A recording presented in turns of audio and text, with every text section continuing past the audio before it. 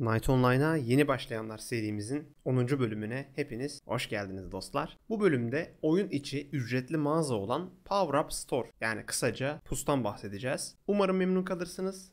Keyifli seyirler dilerim.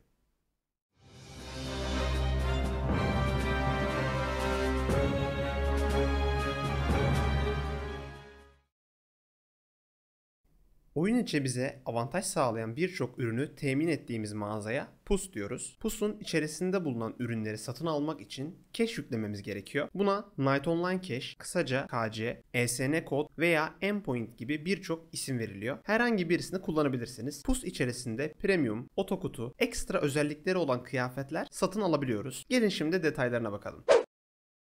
Ekranın sol alt kısmında bulunan soldan ikinci butona tıklayarak açabilirsiniz. Üstüne geldiğiniz zaman zaten Open the Power Up Store yazısını görebiliyoruz. Ayrıca en soldaki M harfine bastıktan sonra en üstten ikinci butonla da giriş yapabiliyoruz.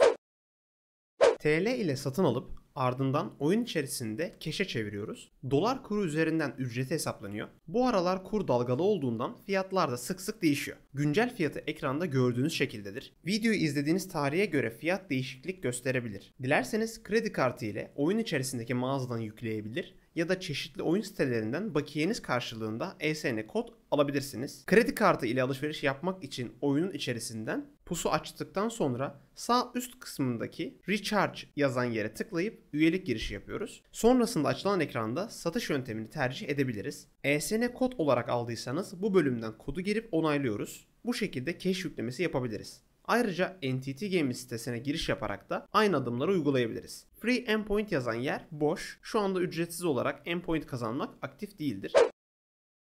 Ürünler hakkında birkaç genel bilgi vereceğim. İçerisinden alınan ürünlerin birçoğu pazarda satılmaya uygundur ancak satılamayanlar da var. Satılmıyorsa yanında trade edilemez uyarısı bulunuyor. Dikkat etmenizi rica ederim. Örneğin peri pazarda satılmaya uygun değildir. Satılabilen ürünler ise satın aldıktan sonra 72 saat sonra aktif hale gelir. 72 saat boyunca satışını yapamayız. Bu satın alınan tüm ürünler için geçerli. Ayrıca bazı itemlerin kullanıma açılması için kırdırılması gerekir. Kırdırdıktan sonra satış yapılamaz. Kırdırılacak itemlere premiumların bir kısmını örnek gösterebiliriz. PUS'tan alınan itemlerin büyük bir kısmı bu iki NPC'den kırılır. Çok aktif kullanılmayan ya da işimizi ilk başlarda görmeyecek itemlerden bahsetmeyeceğim. Merak ettiğiniz olursa forum üzerinden rehberi mevcut. Açıklama kısmına koyduğum linkten tüm ürünlerin fiyatları ve özelliklerini bulabilirsiniz. Special bölümü çok detaylı olduğu için öncelikle basit olanlardan bahsedip sonradan Special bölümünü anlatacağım. Şimdi geçelim aktif kullanılan önemli itemlere.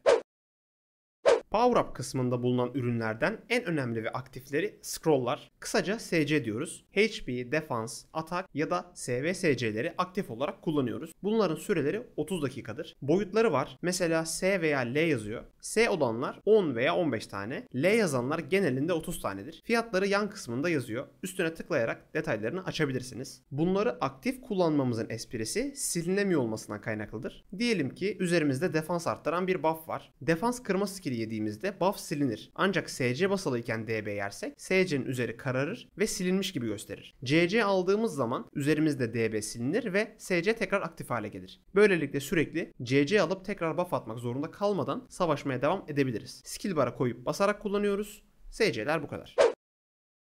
Duration diğer ismiyle sürahi. 100 tanedir. Kullandığımız bir skill'in süresini 2'ye katlamamızı sağlar. Satın aldığımız SC'lerde işe yaramaz.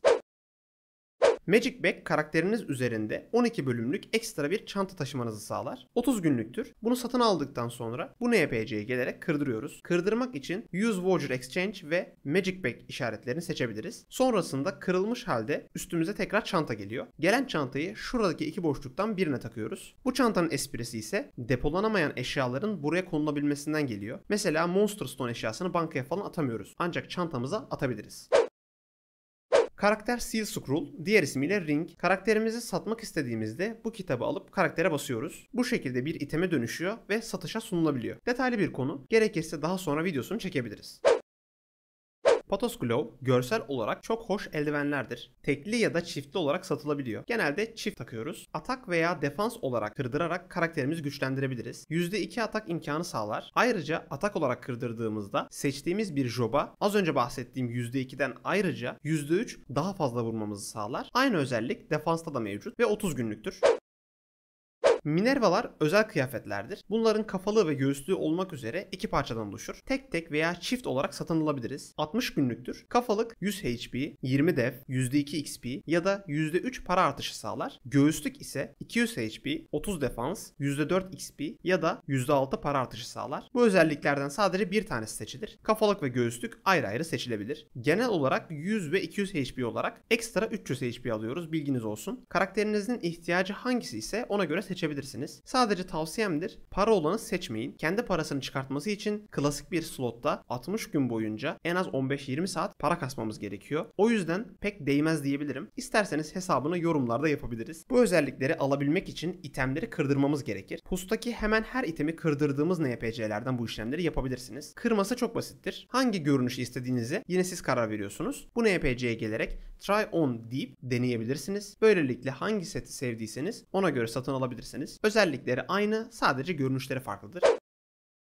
Trina Special bölümünde bulunuyor ama aynı mantıkta çalıştıkları için birlikte anlatıyorum. Artı 7 ve üstü itemlerde Rebirth basabiliyoruz. Bu itemin parlamasına yarıyor. Artı 7, artı 1 Rebirth, artı 8, artı 5 Rebirth, artı 9, artı 11 Rebirth, artı 10, artı 21 Rebirth şeklindedir. Artı 10 ya da 21 Rep son seviyedir. Bu itemleri basarken eğer normal itemse, yani artı 7 bir itemi artı 8'e atacaksak Trina, artı 5 Rebirth bir itemi artı 6 Rebirth atacaksak Caridus kullanıyoruz. İtemin geçme ihtimalini yükseltiyorlar. Kullanmak zorunda değilsiniz ancak değerli bir itemse kullanmaya değer.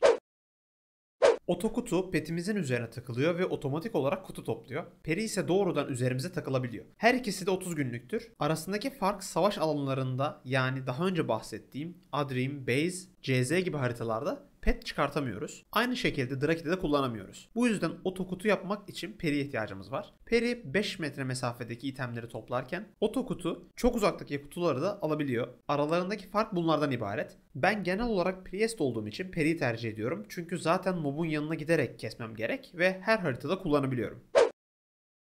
Bu iki item üzerinizde pot taşımadan pot kullanabilmenizi sağlıyor. 30 günlüktür. Üzerinizdeki nakit paradan potçuda satılan fiyat üzerinden hesaplanarak düşüyor. Pus fiyatları TL'ye göre çok pahalı olmasaydı kullanılabilir itemler, ancak çok da gerek yok diyebiliriz.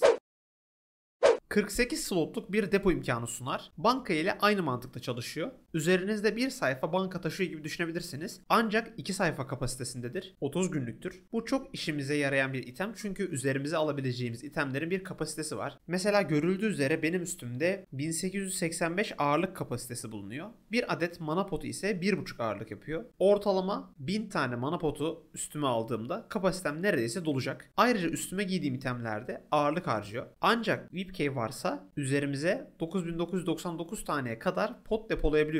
Böylelikle bittikçe oradan üzerimize kolaylıkla alabiliriz. Aksi halde mob keserken sürekli şehir merkezine dönüp üstümüzü depoladıktan sonra gitmemiz gerekiyor. Bu oldukça vakit kaybettirir. En önemli pus itemlerindendir. Jenny oyunda otomatik saldırı ya da defans yapabileceğimiz bir hile gibidir. Legal şekilde satın alıp skilllerimizi dizdikten sonra otomatik olarak mob kestirebiliyoruz. Bir Jenny paketinin içinde 10 tane Jenny bulunur. Her Jenny 120 dakikadır. Yani bir paket Jenny 20 saatliktir. Nasıl kullanıldığına başka bir videoda değineceğim. Jenny Hammer ise otomatik olarak üstümüzde tüm itemleri tamir eden bir item. Jenny kullanırken diyelim ki 5 saat AFK'yız. Çarı Jenny koyduk ve gittik. Yaklaşık 30 dakika sonra RPR'miz geldi. Repair, kısaca RPR diyoruz. Otomatik olarak RPR'mizi yapıyor. PC başındaysanız elle RPR yapmamız tabii ki daha iyi olacaktır. Ekstra ücret vermemiş olursunuz. RPR yapmazsak itemimiz bir süre sonra kırılır ve özellikleri devre dışı kalır. Silahımız kırılınca ise atağı oldukça düşer. Neredeyse hiç vurmaz. Ayrıca üzerimizde RPR'si gelmiş bir item varsa bu silah ya da kıyafet olabilir. Kullandığınız her skill artı 200 mana harcar. O yüzden RPR'siz asla mob kesmiyoruz. Şimdi geçelim Special bölümündeki itemlere. Buradaki kupon pazar SC olarak geçer. Skill bar'a koyup basıyoruz ve aratma bölümünden aradığımız itemin adını yazmamız kafi. Sell veya buy, yani satılır veya alınır pazarlar olarak filtreleyebiliyoruz. Arattıktan sonra aradığımız itemin en ucuz ya da en pahalı alınır satılır fiyatlarına bakabiliyoruz. Hatta satana Whisper tıklayarak özelden yazabilir ya da yanına doğrudan ışınlanabiliriz.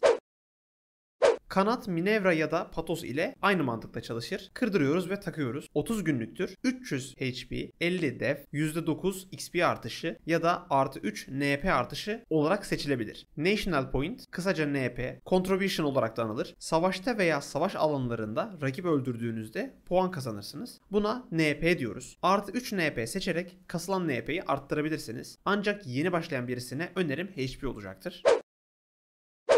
Diğer pus itemleri bir kenara, premiumlar bir kenaradır. Çünkü premiumsuz bu oyunu oynamak gerçekten çok zor. Güzel kullanıldığında kendi parasını kolaylıkla çıkarttığı gibi birçok özelliği oyun içinde bize sunar. Premiumların ortak özellikleri oyuna 7/24 öncelikli giriş imkanı sunmasıdır. Sunucu dolu olduğu zaman sırayla oyuncular alınır ancak premiumunuz varsa her zaman en öndesiniz. Çok dolu olan sunucularda da premiumlu sıra bekleyebilirsiniz. Ancak bu durum çok sık yaşanmaz. Hepsi 30 günlüktür. Hepsi eşya düşürme oranını arttırır. Platinum ve Gold Premium hariç hepsinde RPR ücreti %50 indirimlidir. Bronze ve War Premium hariç tüm premiumlar Trina hediyesi verir. Trina 800 cash değerindedir. Premiumların tamamında ufak ufak XP artışları, NP artışları mevcut. Bu detaylara üzerine tıklayarak bakabilirsiniz. Şimdi premiumları birbirinden ayıran özelliklerine değinelim. Tüm premiumlar drop oranını arttırır. Ancak disk, kısaca DC ya da DC Premium bu oranın üzerine DC Flash isimli bir materyali kullanarak %100 artış sağlar. Doğal olarak para kasmak, diğer ismiyle farm yapmak istediğimizde DC Premium can yoldaşımız. Ayrıca %100 para artışı sağlar. Yani mob'tan alınan para doğrudan 2'ye katlanır. DC Premium kullananlara özel DC Sundries isminde bir NPC vardır. Bu NPC'de mana potu oldukça ucuz. Buradan satın alıyoruz. Tüm premiumlar XP verir ancak X Premium yine farkını burada ortaya koyuyor. Her level aralığında farklı XP arttırıyor ancak en önemli fark 80. seviyeye kadar X Flash isimli bir materyali kullanmamızı sağlar. Bu flash'ı basarak XP oranını büyük ölçüde arttırıyoruz. Ayrıca öldüğümüzde DC ya da War Premium %2,5 XP kaybetmemizi sağlar ancak XP Premium %1 XP kaybı sağlar. Bu da ekstra bir avantajdır. War Premium adından da anlaşılacağı üzere savaş ağırlıklı bir premiumdur. NP kasma oranını büyük oranda arttırır. Ayrıca War Flash isimli bir materyali kullanarak ekstra NP kazanımı sağlar. War Premium'da Trina hediyesi yok. Bu büyük bir kayıp gibi gelebilir ancak çok daha güzel bir özelliği var. O da sınırsız sayıda ve ücretsiz olarak skill ve stat sıfırlama imkanıdır. Daha önce skill stat sıfırlatmak üzerine fiyatların çok yüksek olduğundan bahsetmiştim. War Premium bu konuda gerçekten çok verimli. Platinum Premium, XP Premium'a çok yakın. XP Premium kadar olmasa da büyük oranda arttırıyor. Ayrıca 800 bonus cash özelliği mevcut. Trina 800 cash değerindeydi. Yani yaklaşık 1600 puanı geri alabiliyoruz. Bu da fiyatını oldukça düşürüyor. Bonus cash ile Special bölümünde alışveriş yapılamaz. Bunun dışındaki sayfalarda kullanabilirsiniz. Gold Premium'da tam bir fiyat performans premiumudur. 800 cash ve Trina verdiği için kendi parasının neredeyse tamamını çıkartıyor.